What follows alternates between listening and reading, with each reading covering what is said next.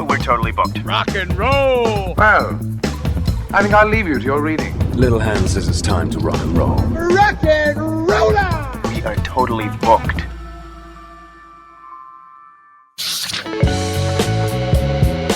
Welcome back to Booked on Rock, the podcast for those about to read and rock. Online at bookedonrock.com. Every episode there in both audio and video, exclusive video segments from episodes, blog, the latest rock book releases, and check out the all-new Booked on Rock store at bookedonrock.com. Author Jeff Apter is back for his third appearance on the podcast. He's just released the book Carl Perkins, The King of Rockabilly, the definitive and fascinating biography of the musical trailblazer who wrote the classic blue suede shoes and was the influence behind countless other legendary hits. A rock and roll legend in his own right, and the original rockabilly cat, Carl Perkins. The artists that are primarily covered in this podcast, the classic rock artists and bands from the mid-60s through the mid-90s, they are standing on the shoulders of the giants before them, including this man, Carl Perkins. A true pioneer, a groundbreaking guitarist, singer, and songwriter. Paul McCartney once said, "If there were no Carl Perkins, there would be no Beatles." Elvis Presley, Johnny Cash, Tom Petty, Bob Dylan, Eric Clapton, and Jimi Hendrix performed and recorded his songs and became Carl's friends, collaborators, and champions. We'll find out about Carl's early life in Tennessee, how music came into his life, his rise to prominence, along with the many tragedies in his life, including a fateful car crash that stalled his career. Find a playlist of Carl Perkins in this episode's show notes. Welcome back, Jeff. Eric, always a pleasure. Thank you very much for having me back. We were talking before we started recording. This book for you, because I was telling you I didn't know much about Carl Perkins, and you said you didn't know much about him either. This project came to you. Tell me about that. Yeah, that's right. Yeah, I knew the basics. I knew about the Beatles' relationship. I knew about Blue Suede Shoes. I knew about his relationship with Johnny Cash. I knew about the Rockabilly session, that stuff, which is, the $1 Million Quartet. But really, that was my understanding of Carl Perkins. What happened is that I'd written a book about Keith Urban, which we spoke about a while back, and it was picked up by a US publisher. And typically, the author-publisher relationship, there's a bit of a dance goes on. When you've had a book that did quite well, typically the author goes, time to strike, and they'll come up with 5 or 6 ideas, and the publisher will look at them all and go, I didn't realize you were actually suffering from mental problems. These are now, they're not going to work. In this case, it was totally different. My publisher said to me, hey, what do you know about Carl Perkins? And I repeated what I've just told you. I knew the outline of this story, but not much more. And they said, would you be interested in writing a book? And I guess I'm at the point of my career where 10 years ago, I might have gone, look, I'm not sufficiently qualified to do this. But now I understand about the potential of research and just the simple curiosity. I wanted to learn more too. And then, someone's going to pay me to learn more about a guy I'm really interested in. And in exchange, I have to write a book. It sounds like a pretty fair deal to me. So, not a bad gig. Yeah. Not a bad gig at all. Yeah. And, the next 12 months was spent really digging into this guy's life story, which, I found out to be this remarkable roller coaster. I think it should be a streaming series, a musical, and I don't know, a podcast as well. There's so much stuff there, so much heartache, so many successes, so many setbacks, so much tragedy, and ultimately, this guy gets the dues that he deserves, gets them later in life. So, in a weird way, it's a feel-good story.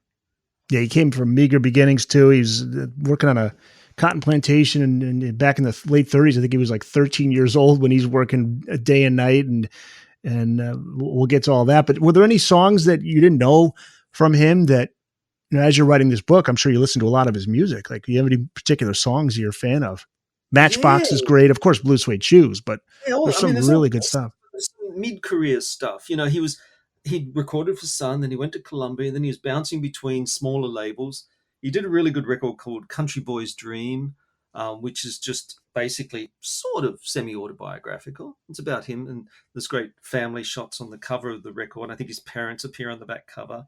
There's some stuff. There's a song he wrote in the 70s called The Trip, which is not quite as psychedelic as it sounds. There's another one called State of Confusion, which is almost social comment stuff. It says the deeper you dig, and because he recorded a lot. I mean, this is a guy who spent a lot of time in the studio, made a lot of music. once you get beyond the early rockabilly stuff, which most of it's pretty well known, of course, Blue Suede Shoes and Pink Pedal Pushers and the Beatles stuff, Matchbox, Everybody's Trying to Be My Baby, Honey Don't.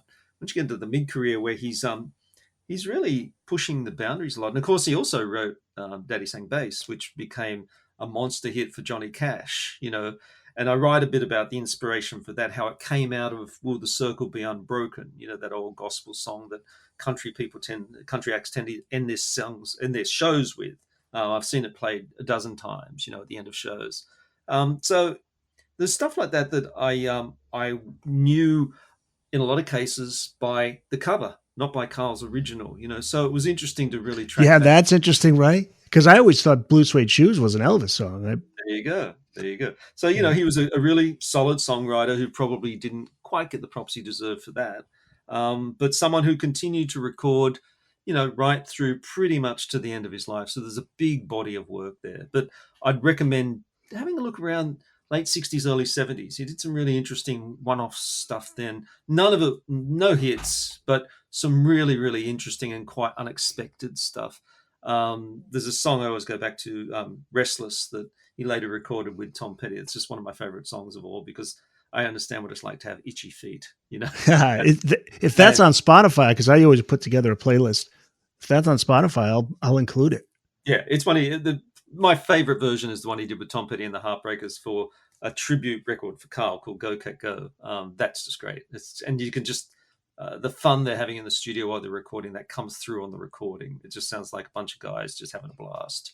And, ultimately, I think that's maybe what Carl was always hoping for, because he got stuck into some weird studio situations where he was uncomfortable with it, be it at some where it was quick, quick and nasty in a lot of cases, although he was probably more suited to that than he was when he went to Columbia. And there's a lot of musicians surrounding him and he's being force-fed material to record, and it's really not sitting comfortably with him. You can tell later on, once he gets in the studio with Tom Petty and the Heartbreakers, or gets on stage with them, as he did at the Fillmore when they did that 20-night run, I think in the late 90s. Just the reverence, the way he's treated on stage by these guys, and the way he locks into a groove with them. It's not like, he's out the front doing his thing and they're just backing him up. They're really playing together. And the same with Dylan. He got up and played with Dylan one night when Dylan was in Jackson. And you can really tell, the guys in Dylan's band, as complicated as that relationship always was, if you've seen a lot of Dylan shows like I have, it feels like they're going, damn, why can't we play with this guy all the time? He's great. So yeah, he was really held in high regard by a lot of musicians, probably maybe best expressed live, perhaps. I think maybe, when he got up just in front of an audience and just did his thing, maybe that's the best representation of Carl Perkins' music. And from reading the book, you find out Carl grew up in meager beginnings, grew up in the late 30s during the Great Depression. In fact, the first time he ever heard music that really moved him, he was literally working on a cotton plantation in Tennessee. That story leads off chapter 1. Talk about his beginnings, his childhood, what it was like for him growing up. The idea of this kind of existence is just, it's sort of takes on almost like a mythic-like quality to me. I just, very hard to get my head around how hard it would have been for him at that time. It's a great story. He was taught to play guitar by an African-American guy, a fellow cotton picker, Uncle John Westbrook, who said, he had a 4-string beaten up old guitar that he gave to Carl. And I think the story goes that there was so much lacquer on the guitar from it had been painted over so many times, it weighed a ton. It only had 4 strings. And the best advice he gave him was, when he said, just make sure you bend those strings, Carly. He kept doing that for the rest of his life, But it's great. It's got this kind of mythic quality, as you say. It's very much. It feels like the script to a movie. This sort of rags to riches story. And I mean, he was never cut out for education. I think he left in the 8th grade, formed a band with his brothers, and went and played. Dude, I thought Australian pubs in the 70s were rough. Okay. Those roadhouses that Carl and a lot of other guys from that generation played in, my God. The honky tonks. I thought they were just an invention of the Dukes of Hazzard. Yeah. But then to research and listen to people talking about them, my God, there's a story in the book where Carl just on stage, and a woman just pulls out a gun and shoots a boyfriend right between the eyes. Yeah, insane. Oh, Insane. it was madhouse. But I think that's where he developed a style of songwriting there, because there's a part in the book where he talks about he knew he had to speed up the tempo of his songs to get people on the dance floor. So is that really where he starts to, he's kind of cutting his teeth there doing the honky tonks. He also listened to the Grand Ole Opry on the radio. So I know he learned songs from listening to the radio too. Yeah. I mean, he's hearing Bill Monroe and, Western swing, basically, Bob Wills, guys like that. But he's juicing these songs up. He's playing it with his brothers, and he realizes he had to play it louder and faster to get the attention of all these, basically the honky tonks were, I think a night at a honky tonk would be a series of brawls interrupted briefly by music. That's pretty much what it came down to. Like the scene out of the Blues Brothers movie when they're throwing the And it beer. was really, but it felt really familiar to me, because I know Australian pubs in the 70s were really rough and rowdy places where the bands had to play louder and harder to get heard and to get it noticed by the audience. And this is with the type of venues that produced AC/DC, In Excess, Midnight Oil, all those great bands. So while I'm writing this and thinking, describing these honky tonks, I'm thinking back about my upbringing in these pubs, and it was very, very similar. These places were rough, but if you played well and you played loud and hard and fast, you typically got the attention of the audience and won them over. And that's and what they'd Carl invite him back. Yeah. I mean, but just the descriptions of some of these places where they'd bolt the furniture to the floor so it didn't get up, hit used as a weapon. Just crazy, just really, really crazy stuff. But it was a great upbringing. You're absolutely right. And the turning point, I think it was 1954, and he heard Elvis's version of Blue Moon of Kentucky on the radio, which Elvis had juiced up as well. And Carl's wife, Alda, turned and said, "That's you." And he said, "I wish it was." So that was a real turning point for him, because he realized, hey, someone else is doing this too. Maybe it has commercial potential. Booked on Rock Podcast. We'll be back after this. Bam! The future of rock and roll. Yeah, his story with Elvis, they're like neck and neck until he gets into that car accident. I didn't know about that. So that's interesting. We're almost at that point, but let's talk about the first song he wrote, which was about a girl he liked in school. And he told the story to Paul McCartney. You include that story in the book. Martha Faye Johnston was her name. Yeah, the song was called, Take Me to the Movie Mag? Yeah. It's sort of a Hank Williams type song. It's quite sentimental. I guess it's a ballad, a sort of Western ballad. He played it was the first song he recorded for Sam Phillips, and played to Sam Phillips, and Phillips like, "Oh, it's okay, but what else have you got? Sorry, let me correct me there. He went in and they played a bunch of covers for Sam. That's right. Yep. Yeah. And Sam was like, "Do you have anything original?" And he played them Take Me to the Movie Mag, which eventually just became Movie Mag. And he went, I like that. That's interesting. Come back with more of that stuff. Give me something original. There's enough covers out there. Everybody else is doing covers. We don't need another Hank Williams. And it's funny because, after they played these covers to Phillips, and, he sort of shrugged when they were playing them, they were about to bail. His brothers who were in his band, Jay and Clayton, said, "Well, to hell with him. Let's go." And Carl said, "No, hang on." And they just played in that one original. It was really a big turning point, because that got Phillips's interest, because obviously Phillips wanted people to have songwriting, publishing deals with Sun Records. So he would have a stake in every record they released commercially. Smart guy, Yeah. Yeah. And hearing Blue Moon on the radio was what inspired him to go to That's Memphis. right. Yeah, he loaded up the Cadillac.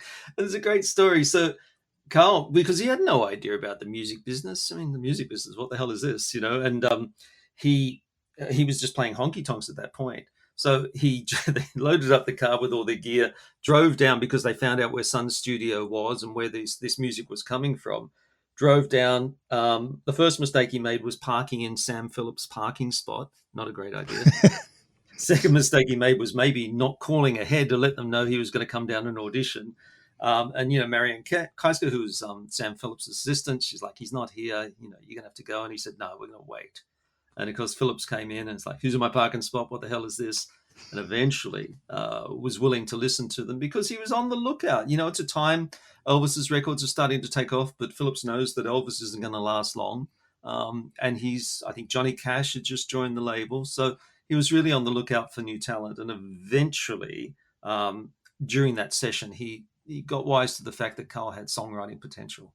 And, great voice, great guitar player, surrounded by a good band. At that point, Fluke Holland, who ended up being Johnny Cash's drummer for about 150 years, he was on the kit. So, he was surrounded by good players. And his two brothers were still in the band at that time. That's right. Yeah. That's right. Yeah. Jay and Clayton. Yeah. Yeah, you talk about songwriting potential. He writes a song called Blue Suede Shoes. That's pretty good. That's pretty good songwriting skills right there. That was his breakthrough single. It took a while, though. That was it did. A few years later. I think it was late 55. But there's a couple of versions of the story. Carl, It has to be said, would never let the facts get in the way of a really good story. And I say that in the best way possible. He was a very entertaining. If you listen to interviews with him or watch him interview, he's a very good raconteur. So his version of events was it happened at one of the honky tonks he was playing. There's dancers down the front and Carl's playing a set. And at the end of a set, this guy's dancing with this pretty girl. And he says, basically, hey, whoa, back off. Don't tread on my suedes. Watch out for my shoes. And Carl's reaction was, what the hell's wrong with this guy? He's got this beautiful woman and he's worried about his shoes. But at the same time, there's a story that Johnny Cash swears that he told Carl about his time in Germany in the army when he met an African-American guy who was the sharpest dresser amongst all the servicemen there.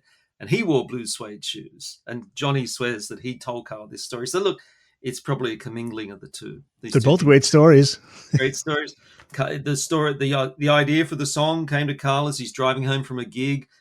He has nowhere to write the lyrics, so he scrawls them onto I think it was like a potato bag or something. And one of the funny takeaways from that is that Carl was not a well-educated in the classic sense kind of guy. I think he spelt Suede Swade or something like that. Kept the bag, framed it on his wall so that all his visitors could go, Carl, your spelling, it needs a bit of work. And I think Valda said to his wife, said to him, Carl, that there's great lyrics he played to the song, but you might want to work on his spelling. Where is that bag? I don't know if you mentioned in the book. Is it in the Rock and Roll Hall of Fame? I think it's still in whichever family member is in Carl's house now. Yeah. But it should be in the Hall of Fame. Oh. Absolutely. Yeah. March 21st, 1956, Carl and the Perkins Brothers Band play a show in Virginia. They head for New York City for an appearance on the Perry Como Show. Carl is quoted in the book saying, I remember the Chesapeake Bay Ferry, and it's the last thing I remember for 3 days. What happened that night? Yeah, such a turning point. I mean, Blue Suede Shoes is getting really good response in, I think, what did Phillips call it? A triple threat. It's in R&B, pop, and I think also country charts. So it's doing really, really well, getting exposure. Carl's got a booking on the Perry Como Show, which was, in fact, the first nationwide show of that type. So, and I don't think by this point, Elvis had even done a show that had nationwide broadcasting. So, this is a huge moment. Carl could be the first of these rockers to really get the biggest possible exposure, and it would have sent Blue Suede Shoes way over the top. It would have been an enormous hit. They have this terrible car crash. They're in a hurry they're driving to New York, typical thing. We'll play some gigs on the way. And they have this horrible, horrible crash. Carl comes away with a bunch of broken bones and a real mess. He's in traction in the hospital, but his brother is Jay's in even worse shape. He breaks his neck, basically. It's an absolute tragedy. And Carl's convalescing in the hospital when he sees Elvis on, I think, the Milton Berle show. And he's like, damn, man, there's my opportunity gone. Because he knew that as soon as people see Elvis from coast to coast, he's gone. Because, as you said earlier, Carl didn't have Elvis's sort of raw sex appeal. He wasn't. He was a good-looking rooster, but he didn't look like Elvis. Right. Elvis, his hair was thinning at a young age. Yeah. He was a country boy, and whereas Elvis, he looked like he'd been sent down from outer space. He was this amazing dude with this incredible voice. And it's just interesting to note, too, Elvis had the number one single with Heartbreak Hotel. Right behind him at number 2 is Blue Suede Shoes, Carl Perkins. That's right. So they're neck and neck right there. Yeah, that's right. See, and the theory is that if this accident didn't happen, if Carl had gotten to the Milton Berle show, the Perry Como show and done his spot, he really could have, usurped Elvis, possibly, at least for that brief time. Elvis, meanwhile, has been talked into cutting a version of Blue Suede Shoes, which was the style at the time. If someone had a hit song, you went and did your own version. Everybody was doing it. But to his credit, he said, no, yeah, he cut it, but he said, don't release it as a single. I want my friend, because they were friends by this point. He said, I want my friend Carl's record to get every possibility it can. And of course, he also knew that Carl was laid up in the hospital. It took a couple of months for Carl to get back into action. But at that time, 1956, everything's moving so quickly. Everybody, you're pumping out singles every couple of months. Television is starting to have a huge impact. Radio is enormous. There's even music media now. You've got Billboard and Cashbox and these magazines. The mainstream newspapers are writing about this thing called rock and roll. You had to be in the game to really keep up. And unfortunately, Carl was on the sidelines for a couple of months, and it really put a huge crimp in his potential, particularly the potential for Blue Suede Shoes to become, I guess, rock around the clock, that kind of size. Even though it's still considered a rock and roll benchmark, it probably didn't have quite didn't sell the same amount as, a Heartbreak Hotel, a Rock Around the Clock, a Great Balls of Fire, one of those songs. His peers said it kept him from being as big, if not bigger than Elvis. Yeah, do you think? Yeah, well, I agree. Probably only for a short period of time. I wouldn't think that Carl was just cut from different cloth. He was more of he didn't have that management that Elvis had. The Colonel too. Like he did. The Colonel was really pushing to get Elvis. Yeah. Colonel was pushing for Elvis to get out there. He was really working that angle with Elvis to get him out there and promote him. So I'm not sure if did Carl have a manager at the time? A guy called Bob Neal, who was a promoter and a DJ. That's right. But he looked after all these guys before they became big. He looked after Elvis as well before, the Colonel got his mitts on him. But look, I think Carl also acknowledged, accident or no accident, he acknowledged that Elvis was a very different character to him and had probably much greater, broader commercial potential. Carl did a couple of films, but he was never going to be a movie star, Yeah. Although we may get to that later. He had one great cameo later in his life that just, to this day, you think, damn, he could have been a good character actor. That's right. That was in late 70s, early 80s. I think he was in just one movie only. John Landis movie called Into the Night. Yeah. And he, actually, if we talk about it now, it just kills me because his big scene in the film, he's playing this tough guy, this thug, basically, and he gets into a knife fight with David Bowie's character. And I mean, if you want two people from completely different sides of the cultural spectrum, you've got Ziggy Stardust up against Mr. Blue Suede Shoes in a knife fight. I mean, come on, what's the likelihood of that? I've never seen the movie, never even heard of it. It's great, yeah. It's one of Jeff Goldblum's and Michelle Pfeiffer's early movies. John Landis, I think was it post Blues Brothers? It might have been just post Blues Brothers, but it was a smaller project, and it was just sort of it's a cult film. I think it's great. It's really, and these musical and filmmaker cameos throughout the film are amazing. It's like every second scene you're going, isn't that director? Hang on, there's David Bowie, there's Carl Perkins. It's really good. Author Jeff Apter, a new book out November 26th called Carl Perkins, the King of Rockabilly. What led to his falling out with Sam Phillips and Sun Records? It's like everybody else, money. Yeah. Simple money. You've sold 1 million records and you're wondering, why am I still struggling to pay the rent? Phillips had everybody on a 3% royalty, which is really next to nothing. That's paying pennies on the dollar. Johnny Cash, meanwhile, Elvis had already gone. He'd gone to RCA Victor for, outrageous amounts of money. Well, what seemed like outrageous amounts of money at the time. Johnny Cash had already been talking to Columbia because he saw the limitations of Sun. You've got to keep in mind too, Sun, as renowned and important as the music that came out of Sun Studios in the 50s was, it was a shoestring operation. I remember doing a tour of the studio and I'm thinking, that's it? Tiny? It's the smallest tour in the world because you stand still and look at each corner and go, well, there it is. I mean, obviously it's more about the mood and the atmosphere of the place, and you feel that definitely. But it's tiny. It's really, really small. His records were made on very small budgets. It wasn't like, thinking about Roy Orbison now, when Roy wanted to use strings. Well, there was no string section in Sun Studios, I can assure you. Muscle Shoals was like that too. Tiny little building. Yeah. And so a lot of these guys felt shortchanged. As they all acknowledged Sam Phillips' role, without Sam Phillips, we wouldn't be talking about these guys. But they also acknowledged that, he was doing not doing them not a lot of justice financially. They had the potential to make more money, and the major labels were reaching out to them already. So Carl ended up going with Johnny Cash and going to Columbia, for better or worse. Booked on Rock podcast. We'll be back after this. Never, ever, ever, under any circumstances, say, I'll be right back. Because you won't be back. I'm getting another beer. You want one? Yeah, sure. I'll be right back. He was struggling to write a hit song under Columbia. By the late 50s, his popularity was starting to fade. He talks about his drinking being an issue at that time, but it was a long time until he kicked that. But was that contributing to his decline commercially? Did it affect his songwriting? Yeah, I mean, he was pumping out a lot of good songs. If you look at Carl's back catalogue of music, there's a lot of good music a lot of good songs from that time that just because they weren't Blue Suede Shoes, they didn't have the same impact, And it wasn't like his music was being covered by a lot of other people too. He ultimately developed into a really great songwriter who's a lot of people wanted to record his music. But at that point, he was trying to write hits for himself.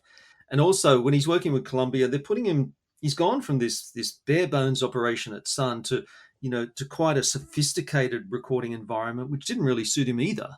And that was difficult for him. He really floundered. Yeah, sure, he was boozing a lot as well. Still playing gigs, but now he's third on the bill to nobody at the what was that lounge, the Golden Nugget in Vegas. He's playing Vegas. He's not even playing the big rooms, So it's getting really tough for him. There's a point, until Johnny Cash comes calling, that Carl was as good as given up. His brothers had, his one brother had died, another one had become an alcoholic. It was a real mess. It really, really was. And Carl was pretty much going to say, well, okay, maybe I should become a farmer. Maybe I should go back because he'd put away enough money to, I think, buy a small block of land. And he was thinking, maybe I could just settle into a totally different world. Maybe music isn't for me. But, as happened throughout the rest of his life, someone came calling, and in this instance, it was Johnny Cash. Yeah. And the Beatles too. The Talk Beatles about too, that. yeah. They Yeah, resurrect actually, his career. To be We're honest, big the Beatles fans was of his. first. That's right. I think Carl went to the UK in 63 or 64. And little did he know. I mean, the Beatles to him, he knew a little bit about them. He'd heard a bit of their music, and it's at the point where the Beatles haven't quite exploded in America yet. And when he got there, his first tour of the UK, he's touring with Chuck Berry. And, Carl's a few years past his commercial prime at that point. And suddenly he's like a godlike figure to these guys. They got to meet Carl Perkins. And in fact, when he met them, they were recording Matchbox, if I'm not mistaken, which was one of, I think, 3 of his songs that they recorded. And he's like, oh my God, and this was a revelation that a lot of American artists had at that time. People love me in England. I had no idea. The blues guys all got this experience when they thought their career was fizzling out in the States. They go and play in the UK to university audiences, college audiences, and people just love them. The Beatles admired Carl to the point that when they first started out, one of their first UK tours, George Harrison decided to rechristen himself Carl Harrison. He was so enamored of Carl's guitar playing and songwriting, and eventually they became really good friends. So yeah, it was a big lifeline, and whenever the Beatles would record one of Carl's songs, I think it was something like $50,000 in the bank. And that was a lot more than he'd ever seen from Sam Phillips. So, he realized because of publishing, right? Is that what you're talking about? So yeah. Yeah, absolutely. And just the simple fact that the hottest band on the planet, or the soon to be hottest band on the planet, is talking him up. It really huge. put him back in the spotlight. Yeah. And I've seen this, doing research for this book and doing other projects, how it happened continually. With Roy Orbison was another one. He went to the UK, and again, it was the Beatles that really loved him. And in fact, that's how he ended up wearing those dark shades for the rest of his life.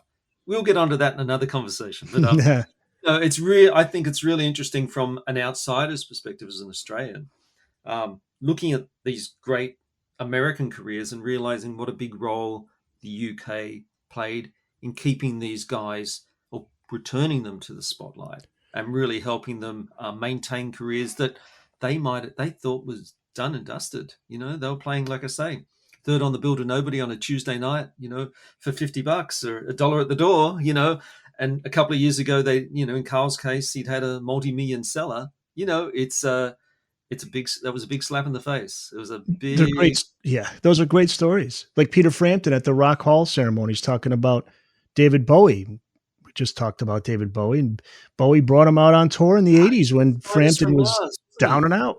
Yeah, that's right. He was. Oh, sorry, the Glass Spider tour. Yes, yeah. yes. I remember when he came here, and we're all going, "Is that Peter Frampton? Yes. What the hell's he doing there?" He was in the same spot. He's just ready to call it a career, and David Bowie helped him out. So that's what happens with Carl with the Beatles, also with Johnny Cash, which we're about to get to. But I want to ask about a book that he read in the late 60s called The Power of Positive Thinking. Was that the beginning of his road to beating his demons with alcohol? I think to a degree. I mean, that was such a pop culture phenomenon back then. Was it Norman Vincent Peale? I remember as a kid hearing the name and thinking, what the hell's that? And I was too young to really be part of that zeitgeist, I guess. But I think it did change his mindset. This is, Carl's looking for solutions to his problems. And I think that book offered them in quite easy to digest, bite-sized chunks. And I think the story I related about everybody be on the tour bus having a great time, and he'd be there with his head in this book going, maybe this is the solution to my problems, my drinking problems, my career problems, So yeah, I think it was incredibly helpful. I'm not sure if you or I read the book today, whether we'd find it as convincing as Carl did in the late 60s. It's probably a bit trite and cliched now. But it was at a time of self-help becoming a big thing, and people admitting quite readily that they're going into therapy, which certainly in the 50s wasn't as commonplace. So yeah, it played its role, but I think Johnny Cash, as we're about to get to, he played a much bigger role. Yeah, talk about his working relationship and his friendship with Johnny. It's important to talk about because, like you said, Johnny Cash was a huge help to Carl. Yeah, I mean, these guys grew up basically on the opposite side of the Mississippi doing exactly the same thing. Cash was working in the cotton fields as well, both living hand to mouth, really poor circumstances. Cash, of course, had the tragic loss of his younger brother when he was a kid that really, I think, left a huge scar on him emotionally for the rest of his life. Carl had been through some tough stuff with his parents and his own family. They both recorded for Sun. They were both playing pretty much the same circuit, both managed by Bob Neal at some point, and both split for Columbia at the same time.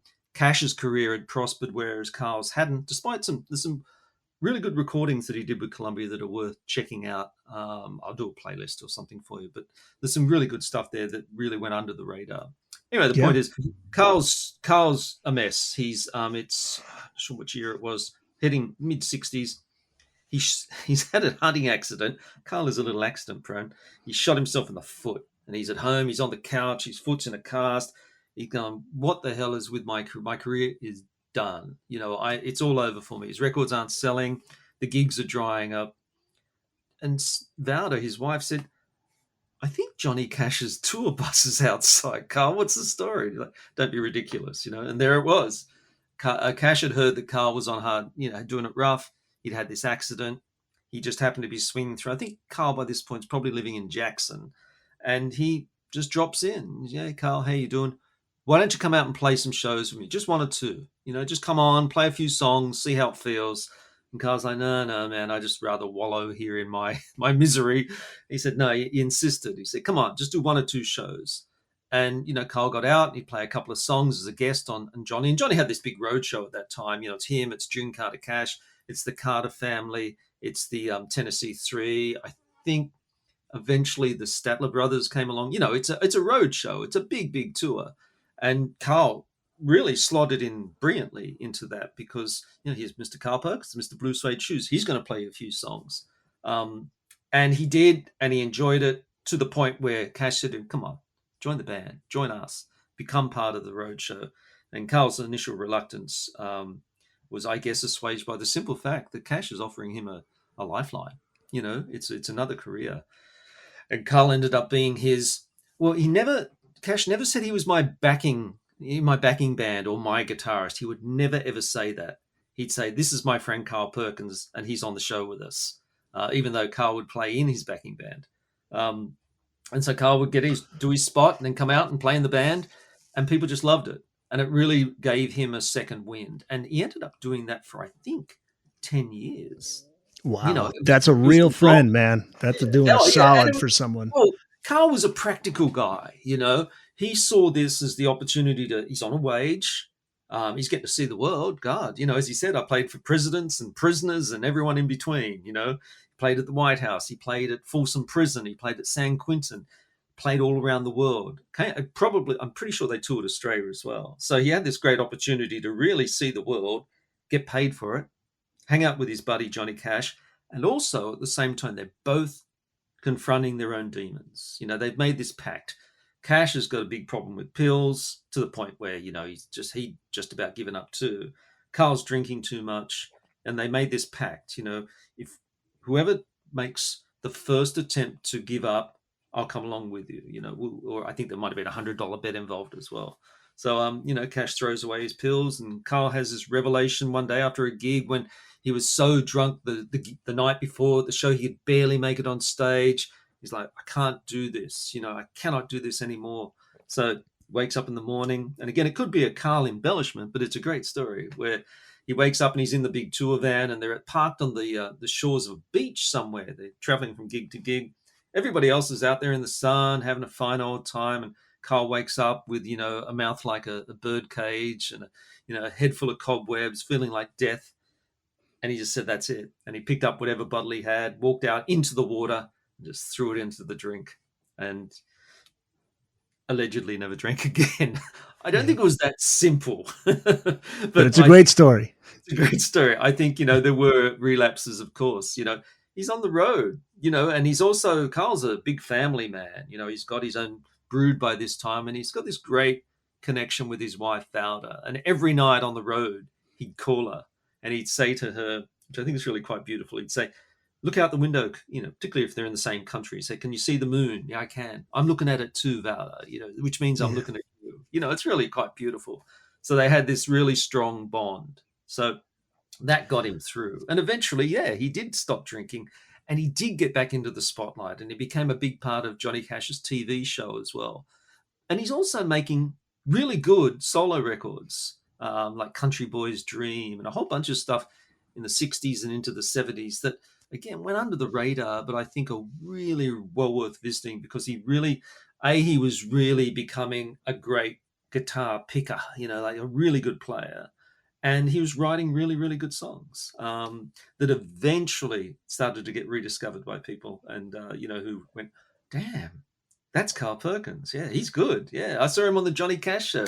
Didn't he used to have a hit record? So there's all this rediscovery of Carl, which I think was, for him was not just life affirming, but I think it actually, kept him alive. It really did. Booked on Rock Podcast. We'll be back after this. We're going to take a break and be back. You talk about all the setbacks that he had throughout his life. Christmas 1973. Johnny Cash is the one who makes the call to Carl to tell him his brother Clayton had taken his life. Talk about that relationship. They had a falling out 10 years earlier and Clayton never recovered. That's right. Yeah. Well, Clayton was in the family band, the Perkins Brothers band, and he was a wild card and he'd got into he didn't get into a fight. He just king hit Red Foley, the country musician, in a hotel, and Carl just went, man, that is it. This is at the point when Carl's at his lowest ebb too. And he just put him in the car, and I think it was a 400-mile drive back to Jackson. He just dropped him out the front of his parents' house and said, that's it, I'm done with this guy. And he went right off the rails. He became a drifter, basically, an alcoholic, and had been found, if I remember correctly, one of Carl's kids found him. Where's Uncle Jay? Oh, he's at home, and they went and found him in bed, and he died, and the house had burned. It's just this horrible. Terrible. I was watching a clip of the band together when there is Carl with his brother, and his brother's just looking young and healthy, and he's playing. I think he played guitar. Or was he a bass? Was he the bassist? The string bass. Yeah, the string bass. You see him there, and you just see this whole life ahaed of him, and he's on television, and then to see what happened is very sad. Yeah. Very well, sad. As Carl's career went downhill, these guys sort of went with him. Unfortunately, his other brother had already died as a sort of long-term result of the car accident that they had. So there's a lot of tragedy in his life. Yeah. So Johnny Cash has got the word that he's dead, and he had to tell Carl, who's out on the road with him, and it's just so devastating, And again, I think about this more broadly. This is stuff that happened to Roy Orbison too. The terrible tragedies in these guys' life. Elvis losing his mother. All this stuff. It's just, it's almost like they'd made some deal where you're going to have all this great success, but the downside of it is going to be really bad. Yeah, and the crossroads, right? Yeah, the Robert Johnson story. Yeah. So Carl, he went home and he had to acknowledge that basically he'd rejected his brother. Understandably, he'd created absolute chaos for him, but it's just such a heavy weight to bear. Oh, the guilt that he must have felt. Yeah, but it wasn't his. It wasn't his fault, but he felt responsibility because he felt responsibility. He yeah, was that the was leader of the band. He and he was the brother who had some success and was supposed to help out his other siblings, but it just didn't work out that way. Look at the Fogerty brothers, John Fogerty, and that's a soap opera right there. That's I think a musical, a mini series, and probably a documentary. There's so much drama there. It's awful. It's tough. I guess now you think about the Gallagher brothers in Oasis. It's like I think the only reason they're speaking to each other now is because they're going to be making a hell of a lot of money over the next. Oh yeah, the Black Crowes too, right? Chris and Rich Robinson. They're out on the road. They just came here to Connecticut this week. It's funny you say that. Now it was either the Gallaghers or the Robinsons said of each other, "Oh boy, I didn't know how bad sibling rivalry was until I went out on the road with these guys." Yeah, I can't remember which one either. It was probably both of them, to be honest. Yeah. Oh, And the Kinks as well, Ray and Dave Davies, they always had problems, So it's just, unfortunately, it's sort of part of rock and roll folklore, perhaps. Unfortunately, siblings don't always mesh, and there's this drama. And like I say, in Carl's point, it was just this horrible news. Your brother's dead, and he took the weight. Really, he felt it was his problem. He felt it was his creation, and it's just another burden that he had to carry. You talk about what could have been. We were talking about how far his career would have gone if not for the car accident. But then there's a twist of fate where when Carl reads about Elvis's death in August of '77, Carl's thinking at that point now he actually felt bad for Elvis because that level of fame that Elvis had to go through, he felt that led to Elvis's demise. And he just thought, boy, maybe I was better off the way things turned out. It says a lot about he felt so bad for Elvis. Yeah. I think he said he got to see him maybe a week before he passed or a day or two before Elvis passed. I can't recall. He tried to see him at Graceland, but got turned away like everybody else did. Except, Carl just drove away, whereas Jerry Lee Lewis came back with a gun. Different people, different characters. But yeah, I think, and it's really an interesting reflection on the way Carl saw the world, is that a lot of people would have craved Elvis's level of success. My God, he was the Michael Jackson of his era, really. He was the absolute center of the universe. He was the Coca-Cola. He was the Muhammad Ali, The first major pop star. Yeah, absolutely. And Carl, I think, firstly, he realized that he just didn't have the same zhoosh as Elvis. He didn't have that same thing. Who did? Nobody but Elvis. Nobody did, yeah. And then later in life, when Elvis died, he was only 42. Carl, sort of was, I won't say he was thankful, but he was very much aware that, wow, maybe I was fortunate not to have had to endure this weird world into which Elvis disappeared.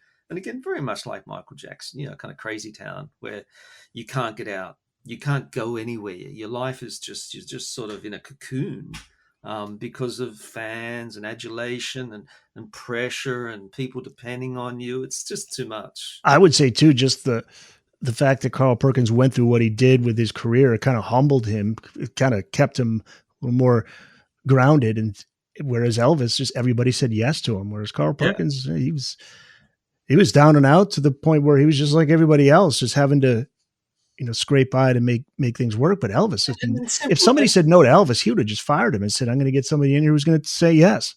Yeah. And simple stuff too. I mean, Carl just really liked having a wife and family, the simple stuff, a nice home eventually he got a really nice place in Jackson, with guitar motifs in the garden, which I like. Yeah. But just simple things like that. I guess maybe his his desires and his tastes were much simpler, much more country, even though him and Elvis came from very, very similar environment. You know, it was just something about more down home about Carl. Johnny Cash to a degree too, although he became a super duper star and, you know, I'm pretty sure enjoyed the trappings of fame. At the same time, you know, his second wife, June Carter Cash, she was there by his side up until his death. You know, there was a pretty tight bond. I just heard a great story. I don't know if you've listened to Tom Petty's Buried Treasure. Yeah, on Sirius XM, yeah. Yeah, they put them all up online now, and I was listening to one, and he was talking about working with Johnny and June Carter Cash, and he said when they were doing the Rick Rubin stuff, one morning he came into the studio, the American recordings. One day he came into the studio, and as he drove in, he said, "There's Johnny and June sitting at the bus stand, you know, the bus stop, like, across the street." He's like, "What the hell is this? You know, what are they working on the cheap or something? What's going on?" And he said they came into the studio, and he said, "John, Jim, what are you doing?" He said, "Oh, we just wanted to sit there and see if anybody recognized us." But no one did. No one did, so we came back inside. And it sort of made me think, you know, that's the kind of Carl would say that, you know. Yeah, that's an awesome story. Hey, I tell you, man, Tom Petty, it's no surprise that he was a fan of Carl Perkins. Very similar, just solid songwriter.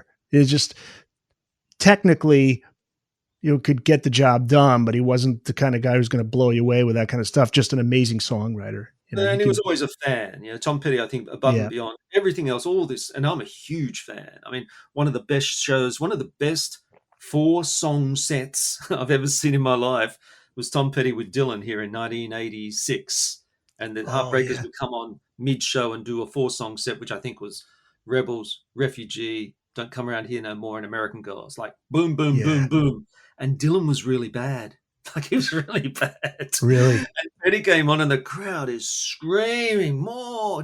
And this is the middle of the show and they're being encored. And I remember I was right down the front. You could see Dylan's like, "Oh, damn, man. What are you doing?"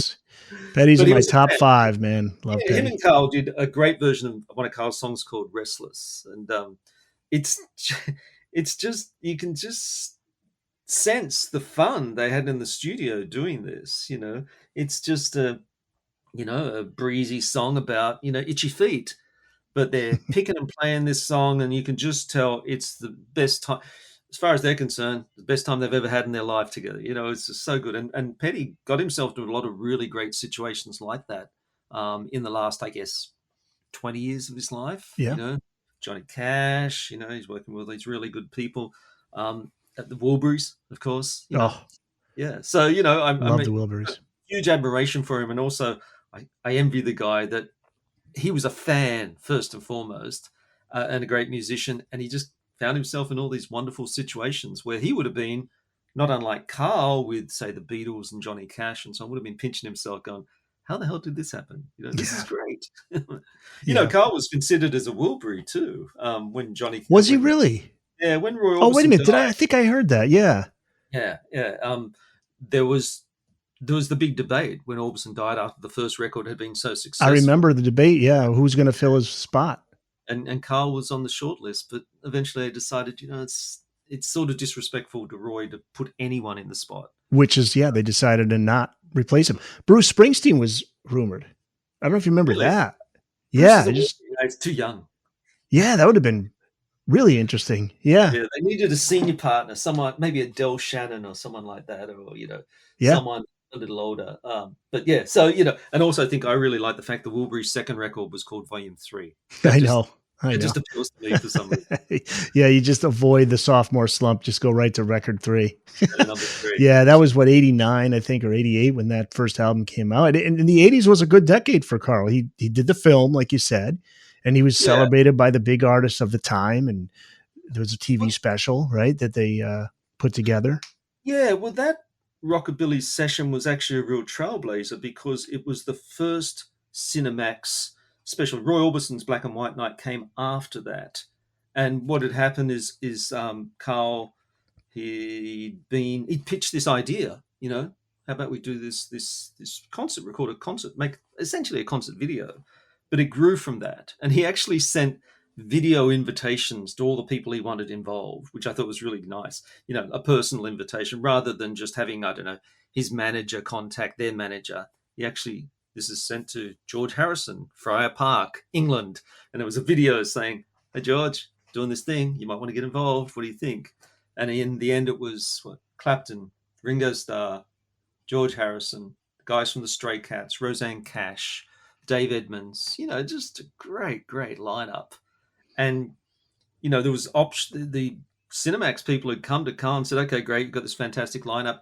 You got 2 Beatles, right? This is very rare. 2 of the 3 surviving Beatles. No one's ever done this before. How about you play some Beatles songs? And ultimately he said, no, that's not the idea. The idea, and everybody has agreed on this, is to do my stuff their own way. And ultimately, I think, they did Beatles songs. They did Carl songs that Beatles had recorded, but that was as close as it came. And it's great. If you look at it, and I've been looking at it back to back with Black and White Night, which is the Roy Orbison Cinemax special. The Carl one is quite different because it's much more interactive. When you watch Black and White Night, the Roy Orbison one, it's great. The performances are fantastic, and Roy's in great voice, but everybody is in such awe that they sort of stand back, except for Springsteen. Whereas with Carl's session, everybody's interacting with him. Him and George Harrison are trading guitar solos, and then Clapton will step in and play something, and then Ringo will come down front, and it was really playful. And then in the end, they form, like the songwriter circle that you see at a lot of Nashville sessions, and also I think they do it on Austin City Limits as well, where they sit in that semicircle. And that's a great show, Austin City Limits, yeah. There was, and I think they call it the songwriter circle. Everybody got into this group and started playing together. And it's just really, it was a precursor to the Unplugged stuff as well. So it was a real trailblazer, really worth watching. And the look on Carl's face, it's just worth admission alone. He's just so thrilled that these young guns, or youngish guns, younger than him, and such revered players are willing to, take this journey with him. It's a fantastic, fantastic session. Yeah, I think he was in his early 50s around that time. Then he got to the Rock and Roll Hall of Fame before the decade was over. So that's right. Sam Phillips inducted him, which of course is interesting because, he had his business problems with Sam Phillips, but I think he was willing to let that slide, and he was sitting with Roy Orbison actually. And he came back to the table and Roy said, damn, I wish Elvis was here. He would have loved this, and I'm thinking, absolutely, These guys really, as supernova as all their careers went, there was a real fraternity between them, Cash. You could tell that. Yeah, sure. Absolutely. Carl being, I think, and again, when they did this thing called the Class of 85, which was a 30-year anniversary of Memphis music, it was an attempt to get the $1 Million Quartet back together, but of course Elvis had gone by that point, so they brought in Roy Orbison. There's a fraternity. These guys had came through the same environment with Sun Records, early hits, really grass. You couldn't get any more blue collar than their background, so they had all that in common. And their careers had gone on all these crazy journeys, but eventually got to a point in middle aged where they're comfortable, and they're revered figures. If there was a Mount Rushmore of music, you'd have Orbison's face up. You had Johnny Cash. You'd have Carl's face up there for sure. So these guys have become these revered figures, these iconic figures. It's to me, as tough as some of Carl's story is and was to tell, the late career stuff is really, really rewarding as a writer because you just go, thank God this guy got some acknowledgement. Right. He was diagnosed with cancer in 91, throat cancer, but he did recover and he kept going. Stayed pretty active through the mid-90s. Oh, he was playing 100 nights a year. What he did after he left Cash, he'd been sort of nurturing his sons, Stan and Greg, as musicians, and they were good players.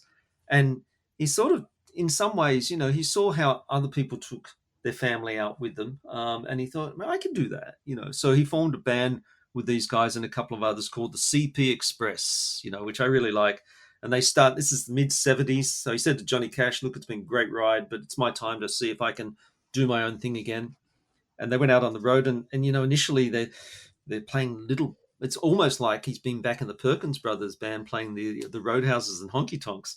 But he picked all these out of the way spots that people rarely came to and played just to get a feel for whether this works. And of course it did. And by the 80s, late 80s, they're playing 100 nights a week. They're playing all around the world, good money. And he's with his sons. So he's found this really interesting way to maintain a strong relationship with his now young adult sons, that if he'd been working solo, he may not have been able to nurture that relationship. I see it now with Neil Finn. We were talking about Neil Finn. He's brought, his Crowded House. He's brought his two sons into Crowded House, and it always made me think about Carl and the CP Express and how he'd done the same thing, 30 years earlier. And it's really, it creates a really different bond in some ways. The musical relationship, the relationship of a band is sort of different to the relationship of a father and son, but he sort of got the best of both worlds. And, by this time, he'd walk on stage. All he had to do was walk on stage and people would jump out of their seats and start screaming and applauding, and he must have felt incredibly proud to have his sons experience that too. It must have been a really big moment for him. Booked on Rock Podcast. We'll be back after this. You gotta come back with me. Where? Back to the future. Talk about a musician for life. He played right up only until like a few months before he passed in January of 98. And in November of 97, he was at a 100th birthday celebration for a fellow church member, right? and he played a song for her at her table. The Suede restaurant in Jackson, which this family, Perkins family enterprise. Yeah, and hey, it's your 100th birthday. Let me play you a song, and he died not long after. But, the last big gig he did was only a few months before. It was a concert, a fundraiser for Montserrat, where Air Studios was, where Carl had gone to record with Paul McCartney. And, so and this was in London. And again, Carl's brought out and people just go mad. There's the bill with, all these huge stars, particularly McCartney on the bill. Nah, it's Carl Perkins, man. Everybody would come to see Carl. You could see that as the ending of the film, that's it. He finishes on top. And there's a quote, or there's actually a plaque on his wall with a quote on it. I wanted to read it because it says, just before his death, Carl had been asked how he would like to be remembered. So he looked up on the wall of his home in Jackson, and it read, "Within these walls, I've written my songs. I've done you right, and I've done you wrong. Let it be said when I'm gone that he smiled and wasn't ashamed to play." A very fitting epitaph, as you write there. Yeah. He wrote it. I mean, he did my work for me. Yeah. What do you think his legacy? How do you remember him? How should he be remembered? I mean, the simple fact that we're still talking about him, almost 25 years after his death, that's a lot. But a lot of the bands that, like the forward from Slim Jim Phantom, from the Stray Cats, really, I think it really captures the relationship that these younger guys, and there's a great band here called The Living End, who are really carrying that rockabilly spirit through, that Carl had created, with his brothers, and then later on his solo work. So I think there's just the simple fact that he's talked about in the same breath as Elvis and Johnny Cash, Jerry Lee Lewis. The $1 Million Quartet has seemed to have got another life of its own. I think there was a Broadway production, and Carl was such a big part of that. In fact, the $1 Million Quartet session came out of a Carl Perkins session for Matchbox. So, just historical stuff like that, but also the fact that, a lot of young players, rockabilly seems to undergo frequent revivals. It's like every 10 or 15 years, suddenly rockabilly's back in fashion. And they're always citing Carl as number one, touchstone number one.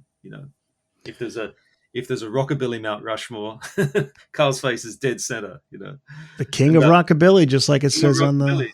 Yeah, again, I didn't have to work too hard to come up with that title. No, man, that came right at you. Yeah, Carl Perkins, the king of rockabilly. It's out November 26th. You can find it wherever books are sold, and people can find you online. You have your own website, right, Jeff?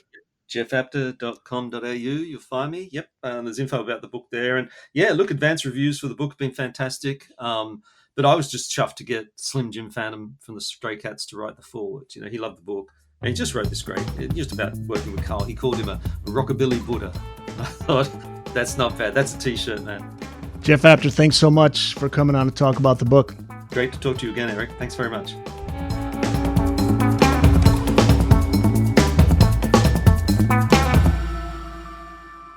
That's it.